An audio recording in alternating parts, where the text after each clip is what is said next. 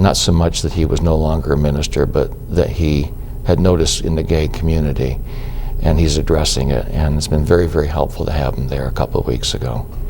Now, how similar is his story to yours? It's very close in one regard. I officiated at the wedding of my daughter.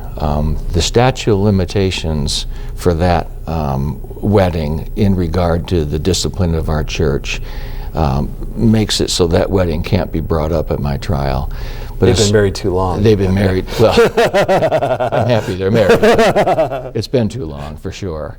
Yeah. And, but since it became legal in New York State to have marriages between same-sex people, I've been fortunate enough and very pleased to have had many services like that. And I have to say to you, Joe, it's an amazing thing to be the pastor when two people, two men or two women, are saying their vows to each other. The one that sticks in my mind is these two older gentlemen who had been with each other for more than 25 years. And they got to the part where they were going to recite the vows, and I gave them the words for the vows, and the one began, and then the second part of that he began, and then he couldn't continue. He grabbed the shoulders of the man he was about to marry and just convulsed in crying. He couldn't believe that his relationship had finally been honored in a way that it should have been honored all along. And he is the story of where we are on this. It means so much to have been able to do that for him and for me, actually. Now, so Frank Schaefer has been through the process. Right. Where are you in that process of the church trials and all that kind of thing? Yeah, it's complex. There's several moving parts, but where I am now is that I am awaiting the counsel from the church or my bishop to give me a note to say the trial date will be on such and such a date. According to our discipline, our rule book, there is no sense, as we have in our country, of a speedy trial. He can actually sit on this for the rest of his time as a bishop and never move me to a trial. By the same token, he could drop charges against me today and simply say to me, don't do it again, and that would be the end of the whole process. That's where I am, and any day, or it could be weeks, or it could be months or years before I get a trial. How have the conversations with your bishop been? How would you characterize him? You know, I think he's a good guy. I think he feels a bit trapped in the sense that he feels responsibility for taking care of the discipline. That's one of his major roles as a bishop. He reads the discipline differently than I do. He takes that one passage in the discipline which says that pastors are not supposed to be officiating at gay marriages.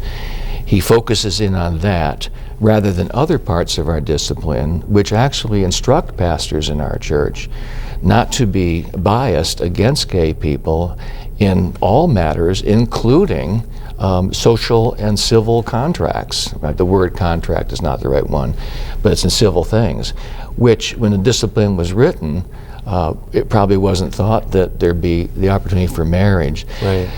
Not to mention that the discipline also says about pastors and our responsibility that we're to be compassionate and forgiving and non-judgmental and all of that.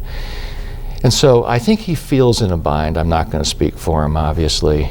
Some bishops have said to their pastors, if you bring a complaint to me, I'm just not going to file it. I'm just not going to go down that road. And some, on the other hand, have said if somebody brings a complaint to me that you've been doing a same-sex marriage, you can expect that you will be disciplined immediately, you'll be suspended, and you'll go to trial. So the bishops as a whole are just as much in this difficult flux as pastors and congregations. And so, as far as the interesting thing that I've always found about the United Methodist discipline is that it begins with like a nod to diversity. It says that there should be theological diversity within United Methodism, because United Methodism, I think, historically, is the merger between two almost, you wouldn't say incompatible, but they very different ways of viewing theology. Sure. And so they've had to give a nod to diversity. Mm-hmm. And it actually says that there should be diverse opinions within Methodism. Right. But then it becomes almost monolithic in the practice at times.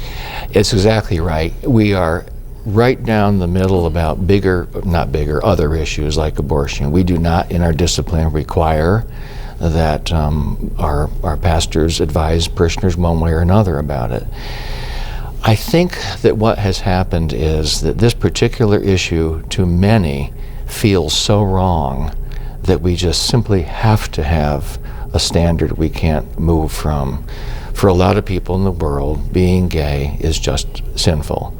And I cannot understand by what process they read the Bible to come through with that conclusion, how they single out that particular issue versus many others. I do know, though, that a lot of the people in the world, including where churches are growing in the United Methodist Church, especially in Africa and Philippines and places outside the United States, have a much more conservative point of view about homosexuality. We have all a lot to learn from Africa about the way they do a lot of things, the spontaneity and the joy they have in worship. They need a lot to learn from us about homosexuality. As you may know, there's countries in Africa just talking about it. Well, and they even have death squads. Death squads, right, exactly right. To be gay in, I think it's more than 30 different countries in Africa, is to be very afraid of your life. And my point here is that our church is growing significantly in Africa and other places around the world that are conservative, and in the South. And since we have a sort of a representative group that meets every 4 years, proportional to the different places where churches are represented, the places that are conservative are growing faster than the places that are more progressive on this issue. And so it's more likely, not less likely, this will continue to break our church into pieces, unfortunately. And even the bishops, as you were suggesting before, are very divided on this issue itself. And so it seems to me as if, I hate to say this, but it's almost like a split is inevitable. Is that? I don't know. The bishops could solve this tomorrow if they could come up with some kind of an issue that they could agree on. I hate to use the word inevitable. Maybe the better truth to say is that we're already split along this line. And it's not a clear split between progressives and conservatives of theology. In other words, there's some very conservative people who are really okay with all things gay and lesbian that we appreciate. On the other hand, there's some progressive-minded people that think that being gay is something the church should always discriminate against because it's wrong. So it's not easy. Our church split once before, north and south, over slavery. But most churches, I'm guessing, in the United Methodist system, the congregations are split. So it would be very hard to divide. Probably most churches are 60-40 or 70-30 one way or another. How do you become a divided church given that reality? I don't know. Yeah. And in that divided sense, the divided church sense, what's the reaction been to you as a minister? Have you must have gotten right across the board information back or criticism or praise or whatever. Praise or that kind of thing. I've certainly gotten my share of people who are upset with what I'm doing. I am surprised, though, that overwhelmingly I've received emails, notes, letters, cards, and so forth in favor of the position I'm taking. And that's not been a total surprise, but I'm a little surprised. Unfortunately, the mail I've received and the email I received from people who don't feel the way I do lacks, for the most part, that kindness. I don't want to be name-calling. I don't want to be pulling somebody to a place they didn't intend. And unfortunately, when it gets to that level in this conversation, I don't want a part of that, and I don't want to listen to those who do. Right. But for the most part, there's been some very valid criticisms from points of view from all across the board, and as well as some very wonderful affirmations. But it's more like 95% in favor of affirmative responses from people. And let's finish this program a little bit with just talking about, well, what are some things that we could do as a church to be better,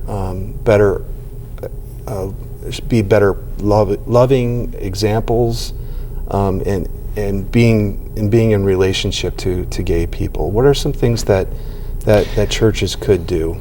I think one of the things we could do quickest and fastest is simply to have non-judgment.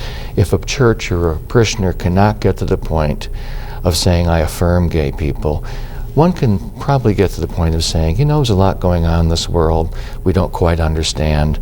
There's a lot of wonderful people, a vast majority of people who are heterosexual and who are gay, who are just great people. Maybe one thing we can do is to stop the judgment. We don't know enough yet. A person just can't turn.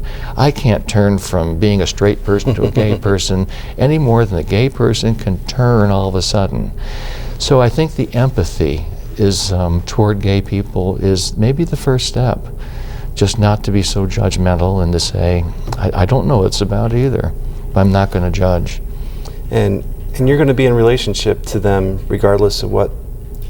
I have said many times, and I'm pleased and happy to say it, I intend always to be able to perform gay weddings and officiate gay weddings.